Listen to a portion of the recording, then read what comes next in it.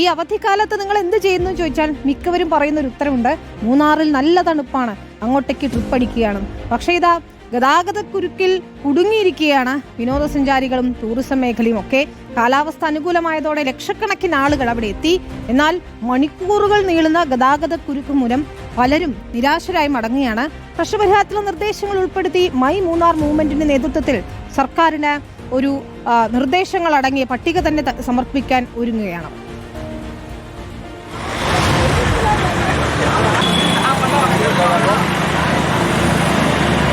മഞ്ഞു പെയ്യുന്ന മൂന്നാറിലെ കാഴ്ചകൾ നേരിട്ട് ആസ്വദിക്കാൻ ലോകത്തിന്റെ വിവിധ കോണുകളിൽ നിന്നും ആളുകൾ ഒഴുകിയെത്തി. മൂന്നാറിന് ഉൾക്കൊള്ളാൻ കഴിയുന്നതിനും അപ്പുറമായിരുന്നു ജനത്തിരക്ക്.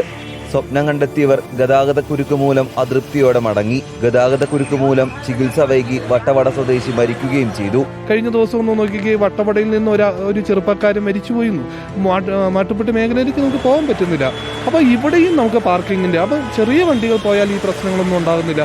പിന്നെ കുത്തിക്കയറിക്കൊണ്ട് വരുന്ന ഒരു 2-3 പോലീസ്, ട്രാഫിക് പോലീസ്, അവിടെയാണ് ഏറ്റവും വലുത്. ആവശ്യമായ പാർക്കിംഗ് സൗകര്യമില്ലാത്തതും റോഡുകൾക്ക് വീതിയില്ലാത്തതും അനധികൃതമായ പാർക്കിങ്ങുമാണ് പ്രശ്നങ്ങൾക്ക് കാരണം. മൈ മൂന്നാർ മൂവ്മെന്റ് സമൂഹ മാധ്യമങ്ങളിലൂടെ നടത്തിയ ക്യാമ്പയിനിലൂടെയാണ് നിർദ്ദേശങ്ങൾ കണ്ടെത്തിയത്. ഒന്ന് നോക്കിയേ, ഹൈ ആൾട്ടിറ്റ്യൂഡ് സ്റ്റേഡിയം നമുക്ക് പഴയ മൂന്നാറിലുണ്ട്.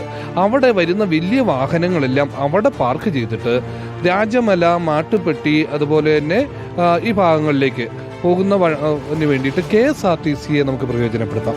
അങ്ങനെയാണ് KSRTCക്ക് വണ്ടികൾ പോകാം. അവർക്ക് വലിയ ചാർജുകൾ വരുന്നില്ല. ജീപ്പ്, പ്രീപെയ്ഡ് ജീപ്പുകൾ നമുക്ക് അവിടെ അറേഞ്ച് ചെയ്യാം, ഓട്ടോകൾ അറേഞ്ച് ചെയ്യാം. അങ്ങനെ ആകുമ്പോൾ വലിയ വാഹനങ്ങളുടെ ഒരു വരവ് നിന്നാൽ തന്നെ പകുതി ട്രാഫിക് പ്രശ്നം തീരും.